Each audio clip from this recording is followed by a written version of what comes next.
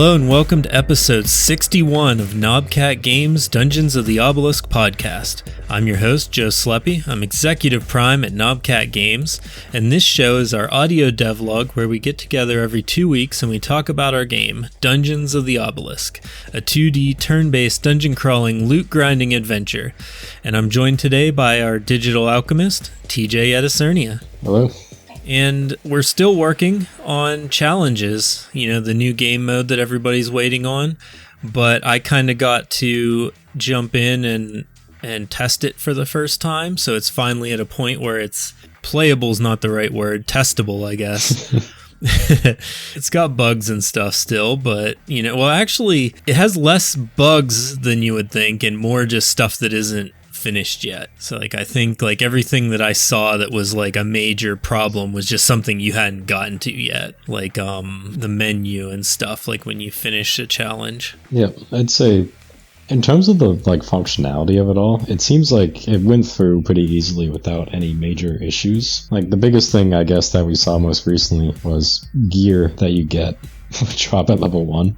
Oh yeah, instead of your level. Yeah. It's kind of hard. It's kind of weird because, everybody kind of thinks just you're making a new game mode using assets that you already have. How hard could that be? But there's so many little things that you have to think about because dungeons and breaches drop loot at the level of the dungeon. But when you have an infinite mode where you can battle glubs that are level 100, well, we can't be dropping level 100 gear for a level 10 player because they wouldn't be able to equip it, and also it wouldn't make any sense. So the gear has to drop at the player's level, which is just a whole nother thing that you have to program. It's not a huge deal, but it's something that we have to think about and work on. Yeah, it was one of those things where it's everything about the system says that loot should drop at the level of the dungeon. And when it came to the challenges, the level of the dungeon was set to 1, which then had a scaler to say the dungeon's this level, but the enemies are actually this level, which allows it to be enemy level 10, 100, whatever else. So loot would drop at level 1 because of that. And I guess I kind of had to make a separator for it where it tells the system this is a challenge the player's in. The loot will drop at the player's level instead of the enemy level or the dungeon level. Yeah, and trying to think of what other stuff. Oh, and experience and everything like that has to work that way too. The experience can't be based on the mob's level. Oh yeah, that was a big one. It should be working fine currently where it checks the base XP value of the enemy and then multiplies it by I think it's just by 10. I don't think it bases it off your player level currently because you can't go above level 10, but it is set up where it could be quick swapped. Right, that's something we'll have to keep in mind if we ever add next tier, to make 20 the max. We'll have to keep that in mind. Yeah, just got to make sure that later on it actually gets scaled upward correctly. Yeah, it actually maybe wouldn't be a problem well, yeah, we'd have to do it because you want to gain experience based on your character's level in a challenge, I think. Because if we add, 20 as the new max and your character's 20 and you're gaining experience at a level 10 rate, that would kind of suck. Yeah, it's one of those things where currently it's set up where it takes in the max player level that you could be, which is 10. It multiplies the XP by that. It just has to take in the player is currently this level, which could be 10, 15, whatever else, and then multiply it by that value. Yeah, it's just the main thing I guess that I want to get across to people is there's just so much to think about. Yeah. I wanted to add, well, we are adding the new rarity too, which is champion items, and there's a bunch of stuff that you got to think about with those too, because they're craftable. So they have to have a crafting item or crafting material to make them. And so we're going to have to modify the blacksmith a little bit. And what happens when you salvage a champion item? We haven't even thought about that yet. Do you get the material back? It's kind of I don't know. We're going to have to think about some of that stuff a little bit. Yeah, I'd say everything about challenges more or less is at a point of completion.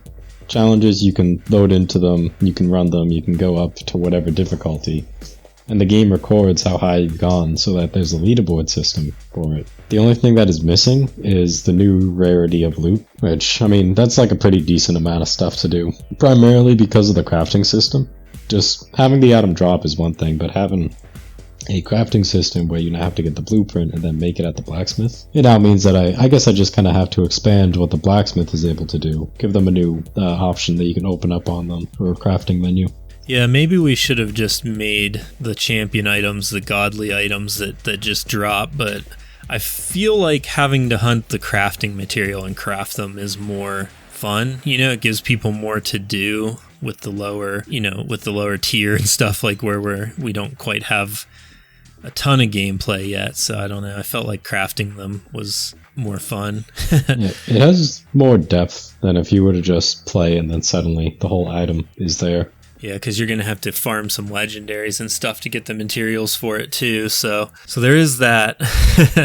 So I guess the way to think about it is you have legendaries and then you have set items. So above set items, we're going to have godly items, and then kind of the set equivalent is champion items that you have to craft. So they're kind of like the same as a godly item, but you have to craft them. So I don't know. It's kind of something for the future, I guess. But opens up a certain degree of choice once you have craftable, because then once you have the blueprint, you know for a fact that you can craft it every single time, and it'll be the same base item every single time, instead of like if you run a breach and you want one specific piece from the set, but there's like 5 whatever amount of items. You have to hope that you get the one that you're looking for. Yeah, it makes them, they drop at a high rare, like they're very rare, so it's hard to drop the crafting material and the recipe, but once you get it, then you can make it.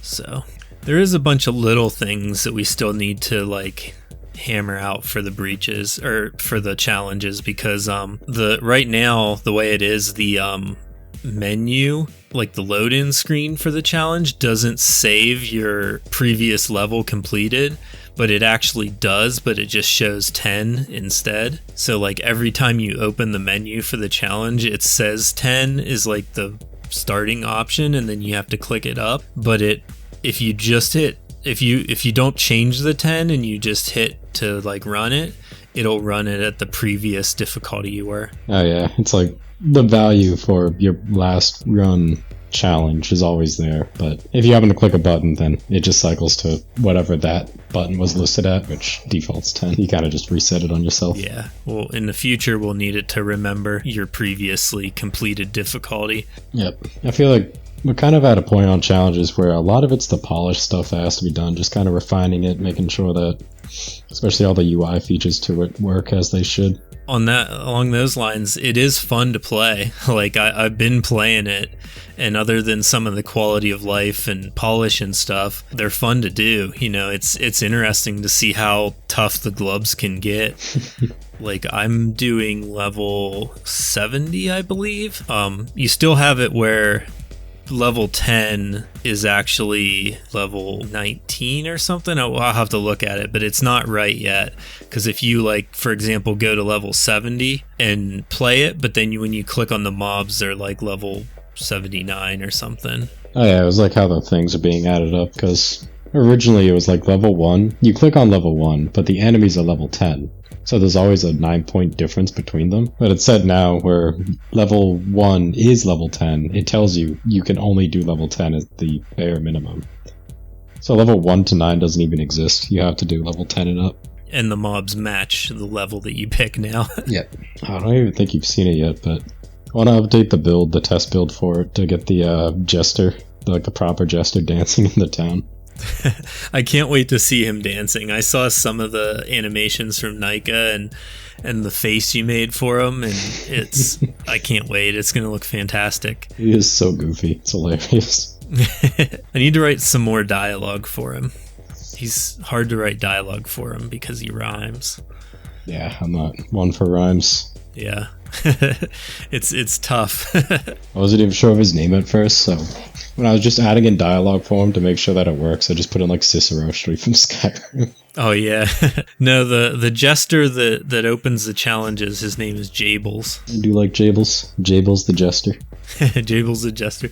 Once you complete the breach the first time, then the Jester shows up in town and you can do challenges. Yeah, he is, as it stands, the most custom NPC in the game. Because all the other NPCs kind of share like the same model type as the character, where you can swap out the eyes, the mouth, the eyebrows, and all that. But the Jester was like custom designed to have a different face from all the other ones. Still using the same assets, but moved things around, scaled things up in different ways to give him a more goofy look. And he's the smallest NPC in the game. Oh, did you shrink him down a little bit?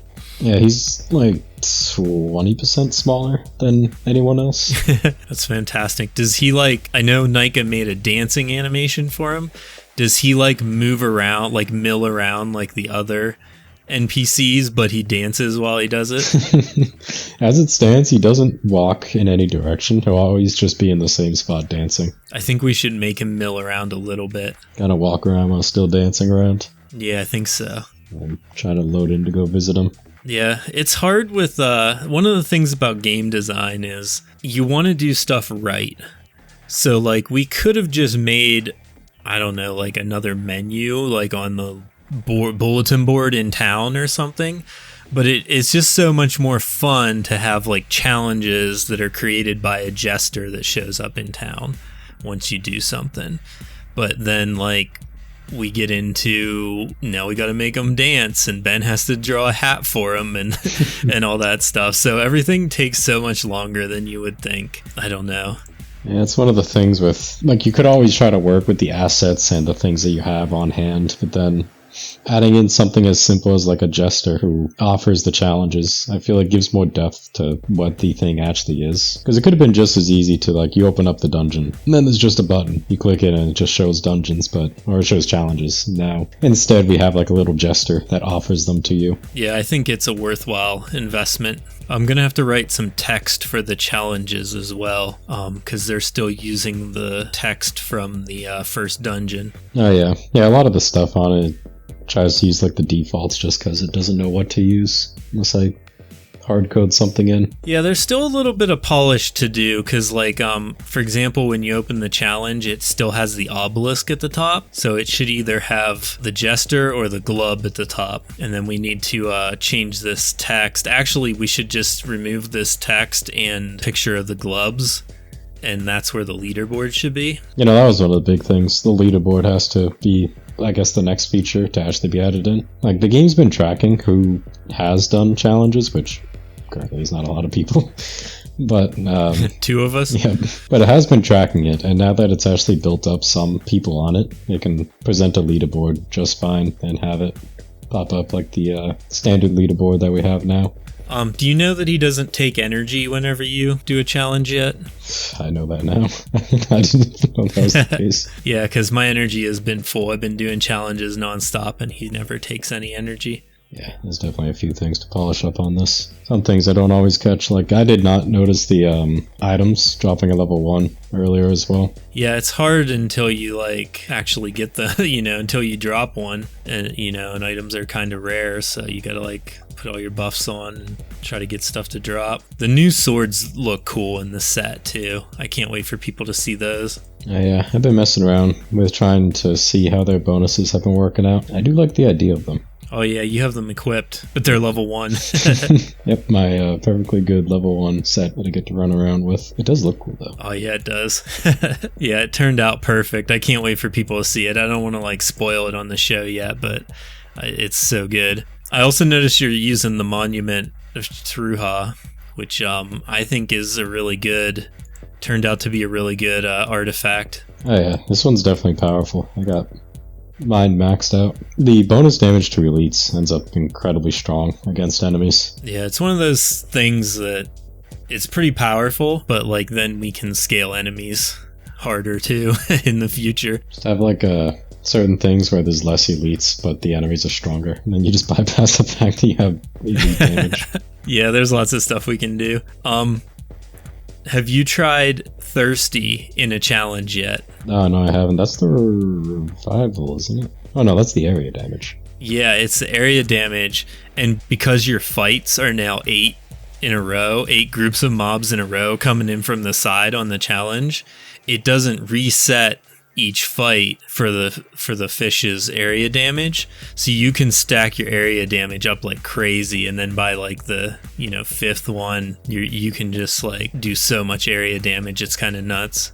Yeah, having a system where it's waves instead of you running around a dungeon to find more enemies kind of shifts how you would go about it. Because now that there's waves, anything that you gain during a battle becomes more powerful because you hold on to those bonuses for the rest of that fight.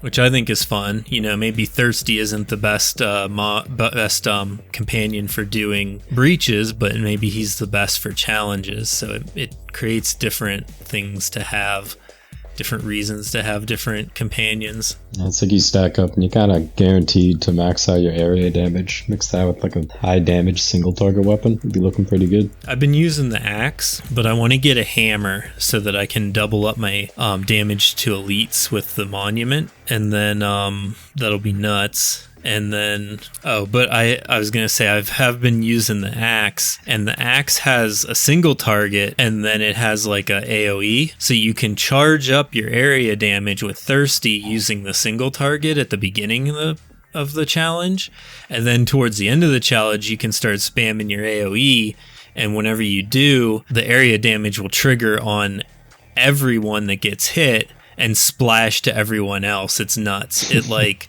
shakes the screen and makes like so much noise. It probably completely wipes out the enemies. Yeah, it does. And then something we'll have to look at, I'll have to show you, but it sometimes that invisible enemy that's there for like other issues will still be there. So you'll AoE everyone, clear them all out, and then you'll have to hit the invisible enemy one time and then go to the next wave. Oh, I think I saw that before. I was kind of considering, like, do I consider that a bug, or is that just a small side effect that isn't bad? Because it is there to prevent issues. If your character's attacking and then suddenly they go to attack but there's nothing there, it's like a nice emergency one where there is something for your character to hit so the game doesn't break. Yeah, it's not bad. It's actually a feature right now because I can charge up Thirsty with that extra hit.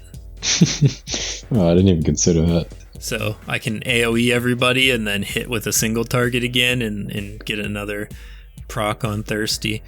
But I don't know. It's not like a major issue right now, but I have a feeling it might bother some people. Yeah. Because like challenges, I've been trying to push how high I can do challenges, and I've been playing manually instead of doing it in auto. So when I think about it, considering you are allowed to hit it and it does trigger other effects, that gives you the opportunity to trigger like anything that would happen from hitting something like lifesteal or the effects of the fish, then those all would trigger together, and it gives you the opportunity to regenerate things that otherwise you would have to take a standard turn to get back. Yeah, it's one of those things that's like, it's kind of a bug, but if it happens for everybody, then it's not, everybody can just use it. It's sort of an exploit kind of, but it's not like illegal. Yeah, it's like a consistent exploit that it really just benefits the player and makes it slightly easier to push in challenges, but if everybody has it consistently, then everybody still has the same opportunity in a challenge. Yeah, it's not something that makes them unfair. We've been talking about challenges for 25 minutes. We should jump on to the next topic and then wrap this thing up. Maybe we don't talk about this, but have you had any work put in on Glimmer? That's the companion, isn't it? The chameleon companion that's coming next. Yep, I started to work on that one, so I guess the concept of cycling buffs per turn, or each turn, it's going well so far. I set it up so that right before your turn begins, right before anything that would typically trigger at the start of your turn happens, it'll cycle to the next buff. And currently the first two, the ones where, was it health regen and mana regen? those two are in. Those two work just fine. I gotta kind of smooth things out for how the other two buffs work, because modifying your strength and agility like that is slightly more awkward. Only because it is like a standard 30% boost, or 15 to 30, whatever. I gotta make sure that it's not being added on, and then when it's taken away, it's messing with the stats in a way that it shouldn't. Right. Because I gotta check the math for it, but if you increase a value by a percent, and then you decrease a value by that same percent, you don't always get the same result back. Oh, right. Yeah, because, like, what do I want to say? Like, if you have 100 total stat, 100 in their stat, and you increase it by 30%, that would be 130. But then if you subtract 30% from it, then it's 30% of 130, which would be, like, 26, slightly over 33. It'd be, like, 40 or something. Like 39. Yeah, almost 40. Yeah. Yeah, so because of it's cycling with a add and subtract, I just gotta make sure that the system basically saves for a moment of this is how much strength you had before the buff, and this is how much you have after the buff. That way when you lose it, it goes back to the normal value. Interesting. That's like an interesting thing to be a problem. Wouldn't it just be the same as like taking it away? Like it's just not added in anymore? Because it doesn't do that when you equip an item and then unequip an item, does it? No, and that's only because when it comes to gear, when you put on a new piece of gear or swap out items, the game will do a full calculation run of every piece of gear all at once. So then it figures out like these are your base stats, these are your multipliers that you have on, these are all your minor stats and such, and it adds it all up. I might be able to work it where it treats it like a standard minor stat booster, but the only problem is that it might not run or process the stat changes unless I tell it to do so. Which I think that might just be all it needs, is that I just got to make sure that it treats it like a standard minor stat booster, and then from there it will add or subtract whatever it needs to without any problems. Yeah, that might be like a better way to do it, because then it can like combo with maybe something else that also does that or something, you know, like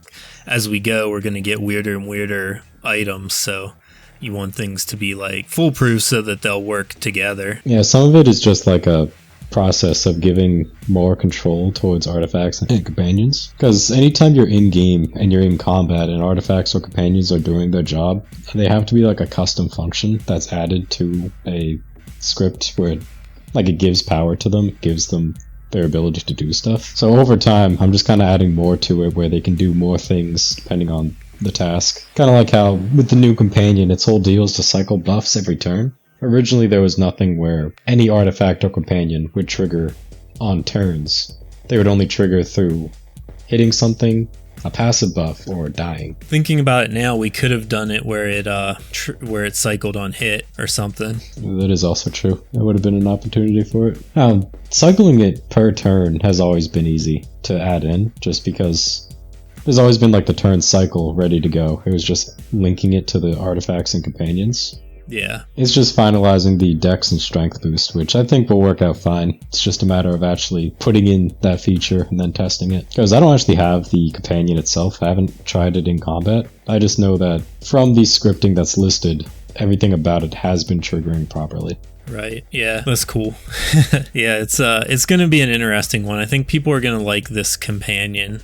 I gotta settle and actually toss it into my inventory with the icon and model for it. I was gonna say, give me one. Yeah, give it some default art or something, or the unanimated art, and toss me one too, and I'll try it out. About to find out it's beyond overpowered. It shouldn't be, because regular rare companions already give you a 20% boost to a major stat. So we're just giving it 30% boost and it cycles.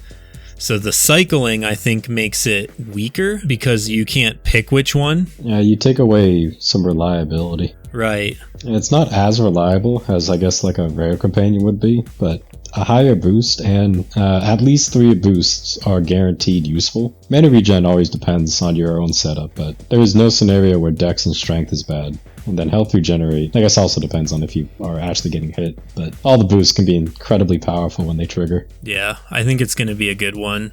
It might be overpowered, but I don't think it'll be. I don't think that's a bad thing. Yeah, so you'll be in like a dungeon. You'll be walking up to the boss. First round strength, just enough strength to one-shot it. If that boost gives you enough to one-shot the boss, you were pretty close to one-shotting the boss anyways.